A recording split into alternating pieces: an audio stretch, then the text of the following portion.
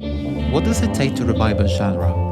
I feel that it's not about bringing back what was done before, it's more about capturing the spirit that made it great and reimagining in a way that resonates with people today.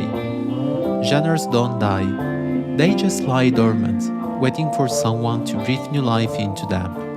And this is what happened with Tame Impala's debut album, Innerspeaker. Tame Impala is Kevin Parker, one of the most influential artists of the last decades. Originating from Australia, this one-man band has completely transformed the landscape of modern psychedelic music, reviving the sounds that defined the 60s and 70s and adapting them to contemporary production techniques and modern tastes, creating a unique blend that connects with today's listeners. To better understand what inspired Parker's mind, let's take a look at his early life and how and when he was introduced to music. Kevin was born on January 20, 1996 in Sydney, Australia, to a family where music always played a fundamental role. In fact, his father, Jerry, had a deep passion for music and played guitar in cover bands, exposing Kevin to a wide range of musical styles. Through his father, Kevin was introduced to iconic bands like the Beatles, the Beachy Boys, and Supertramp, artists who had long been considered defining symbols of the era. These bands had a crucial impact on Kevin's musical development and would later shape his artistic vision.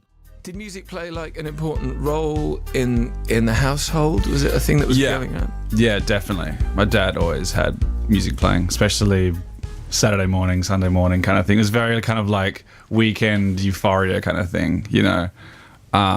Well, not, like euphoria, but like very atmospheric. They had the sort of hi-fi cranked, you know, and the doors open and stuff like that. What sort of thing? He would play Beach Boys, Supertramp,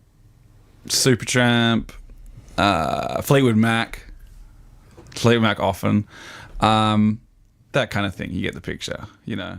During his childhood, Kevin developed a deep, instinctive connection to music, so much so that by the age of 7, he had already begun writing his own songs, revealing an early talent for pushing boundaries and exploring new sounds. His natural curiosity and drive for experimentation soon became defining traits in his musical journey. As he grew, he taught himself to play multiple instruments, fueling his passion for music even further. At just 12 years old, he had his first experience with recording, using a 2-track tape recorder in his father's garage, laying the foundation for his later experiments in sound and production. What truly influenced Kevin's artistic growth and shaping his sound, however, was his move to paved. The unique cultural climate of the city is considered by many to be one of the most vibrant and alternative rock scene, sparking creative and new ideas. The city's geographic isolation from other major Australian hubs gave local artists the freedom to develop their own sounds without much outside influence. This insularity fostered a creative environment that nurtured both experimentation and collaboration. In fact, Parker once described Tame Impala as just one sliver of the broader music scene in Perth, emphasizing how interconnected and supportive the local community really is. In particular, the late 2000s are often considered a new golden age for Australian music. This period was marked by several major trends that shaped the sounds and identity of Australian music. There was a kind of resurgence of interest in indie and psychedelic rock, genres characterized by a blend of traditional rock elements with experimental sounds. Bands like Wolfmother gained international acclaim, opening the door for a new generation of artists to explore similar styles. This revival was crucial for Parker, who incorporated psychedelic influences into his music. The evolving cultural climate was the perfect setting for a young Kevin, who in 2005 formed his first real band, the Didi Dums.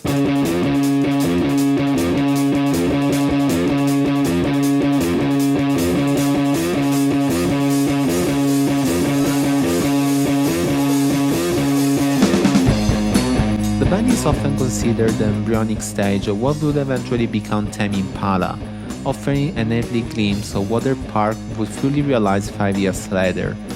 The Didi Dums weren't just a band, but a snapshot of Perth's thriving musical culture, embodying the energy and innovation of that era. Their raw, energetic, and experimental blend of rock reflected the vibrant spirit of past music scene.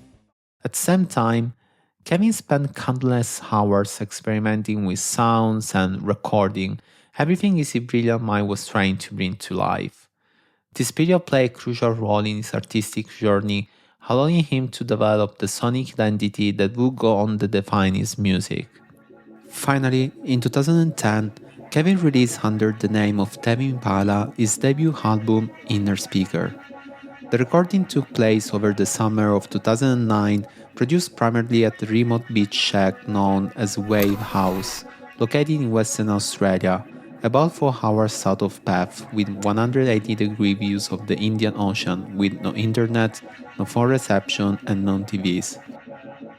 This location was crucial for Kevin to immerse himself in the natural surroundings, influencing the sound and the mood of the album and offering unique sound qualities that differ from those in traditional recording studios. Parker utilized this to his advantage, capturing the natural ambience of the space. His choice of microphone placement and recording techniques contributed to the distinctive sound of Innerspeaker, allowing for a more organic feel in the recordings. Now, I want to emphasize just how crucial the creative process and the music philosophy were in the release of Innerspeaker. Kevin recorded most of the album himself, embracing a self-sufficient and experimental process, the DIY approach. He often recorded music solely for personal enjoyment without the pressure of commercial expectation. This approach allowed him to experiment freely with sounds and production techniques. He primarily used the Boss BR, a 16-track digital recorder, for tracking the entire album. This device allowed him to layer multiple instruments and vocals, embodying his DIY ethos, and despite its limitation, Parker appreciated the simplicity of the device, which contributed to the album's lo-fi aesthetic. Musically, while the record is known for its guitar-driven sound with extensive use of reverb and delay effects, the drum play a crucial role in giving the album its psychedelic energy. Parker recorded with a vintage 1966 Ludwig drum kit, and instead of a complex setup, he kept it simple, often using just 3 microphones. The drums were processed through a DBX 165 compressor with fast attack and release settings, which really thickened the sound and gave it more groove. This approach also helped enhance the natural reverb and presence of the drums in the mix, making them a key element in Innerspeaker's overall vibe. One of the most interesting aspects of Innerspeaker is, however, how the record was mixed and mastered. Kevin's approach combined traditional rock elements with innovative production methods. He worked with Dave Friedman on the mix, using effects pedals like the Electro-Harmonix Holy Grail Reverb and the Sequential Circuits Pro 1. The heavy use of reverb on vocals and instruments, along with the delay on the guitar, helped create an ethereal quality common in psychedelic rock, evoking feelings of expansiveness and dreamness. In general, experimentation with unconventional sounds was crucial in shaping the album's identity. He often manipulated sounds during the mixing process, adding sweeping fingers or unexpected effects at pivotal moments in songs to evoke emotional responses from listeners. One thing that always comes to mind with Innerspeaker is that it's not just a sonic experience, but also a synthetic one. The album's experimentation with sounds directly enhances its visual aesthetics, making it feel like a journey where music evokes vivid imagery. Innerspeaker, in fact, is often described as a synthetic experience, where sound triggers visual sensation, further immersing the listener in its expansive psychedelic world. A great example of this is the album cover art by Leif Podolsky, complements the music psychedelic vibe perfectly. It features an image of the Great Smoky Mountains National Park.